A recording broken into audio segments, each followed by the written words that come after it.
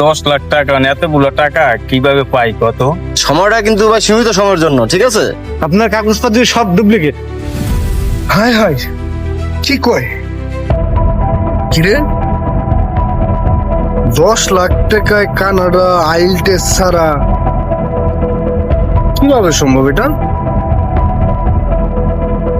যদি যেতে চান তাহলে আগ্রহী যোগাযোগ করুন হোয়াটসঅ্যাপ নাম্বারে।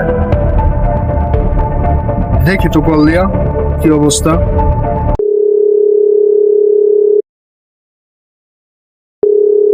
আসসালামু আলাইকুম স্যার, আমি ওই যে ফেসবুকে একটা পোস্ট পাইলাম যে 10 লাখ টাকায় নাকি আইএল টেস্ট ছাড়া আপনি কানাডা নিচ্ছেন।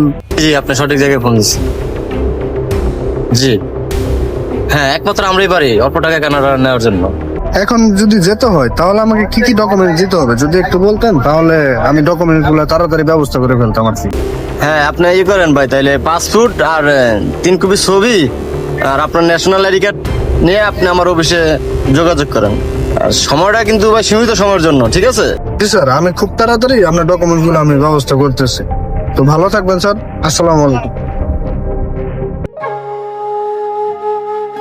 এখন বিষয়টা হচ্ছে কি, স্যারেরও তো কথা দিয়ে ফেলাইলাম, এখন আব্বার সাথেও তো কথা বলতে হবে, যে কাজকে আব্বারে জানে, দেখি কি অবস্থা।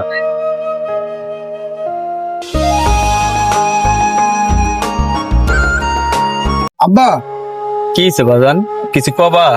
ও আব্বা, বলার জন্য এসে, এখন তুমি তো আব্বা আমার জন্য খুব চেষ্টা করতেছো যে বিদেশ পাঠানোর জন্য। এখন সেক্ষেত্রে হচ্ছে কি, কোনো দিকে তো হইতেছে না। এখন আমি তো একটা অফিসে যোগাযোগ করছি, এখন কাগজপাতি মোটামুটি দেওয়া হয়ে গেছে। এখন 10 লাখ টাকা হইলে আমি কানাডা যাইতে পারি।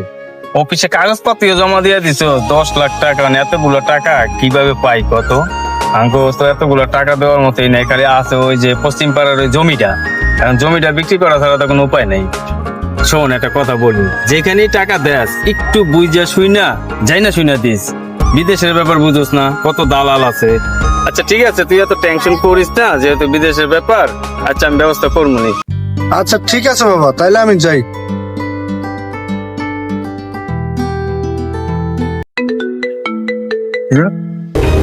আসসালামু আলাইকুম স্যার। ওয়ালাইকুম সালাম। আরে তোমার ওই কাগজপাতি গুলা তো সব কমপ্লিট, তাই না? জি স্যার, সবকিছু আমি ব্যবস্থা করে রাখছি, কমপ্লিট হয়েছে আচ্ছা আমার শোনো, কিছু নেই। কাগজপাতি আর ওই টাকা পয়সা গুলো ওই আমার অফিসে পি এর কাছে রাইখা যাও। সামনের ফ্রাইডে তোমার কিন্তু ফ্লাইট, ঠিক আছে? ও জি স্যার, জি আমি আজকের মধ্যে আমি সবকিছু জমা দিয়েছি। ওকে ওকে ওকে, আল্লাহ হাফিজ। জি, আল্লাহ হাফেজ। আব্বা। কি রে বাজান, টাকা পয়সা সব দিয়ে আইলি, এখন ফ্লাইট কবে দিব কইছে কিছু? হ, আব্বার টাকা পয়সা জমা দিয়ে আসলাম, এখন তো জানাইলো যে সামনে শুক্রবারে নাকি আমার ফিলার। যাক আলহামদুলিল্লাহ, শুনে খুশি হইলাম। এলাকা তো হইচই পড়ে গেছে যে আমার পোলা কানাডা যাইবো, আমার পোলা কানাডা যাইবো। কি যে ভালো লাগতেছে শুই না। যাগা বাবা, যাই এখন যাই, আমার ফোন দিস বাবা, খুব টেনশন করতেছিস, তা কান্দাকাটি করিস না। ঠিক আছে রে বাবা। আচ্ছা ঠিক আছে, যা। আচ্ছা বাবা, যা। টাকা টেনশন করেন না, তো আমি তো আছি। ড্রাইভার যাও।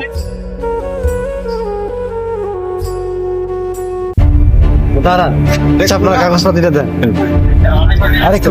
আরে কি ব্যাপার, আপনার কাগজপত্র সব ডুপ্লিকেট। হায় হায়, কি কয়? আমার বাবার সব সম্পত্তি বেচছে আমার বাপে বিদেশ পাঠাইলো, আর সেই দালালের পক্ষে পরে আমি শেষ হয়ে গেলাম। আমাদের বাংলাদেশে বর্তমান ফেসবুক প্রতারণায় এরকম হাজারো রেমিটেন্স যোদ্ধাদের পরিবার ধ্বংস হয়ে যাচ্ছে। তো সবাই সাবধান।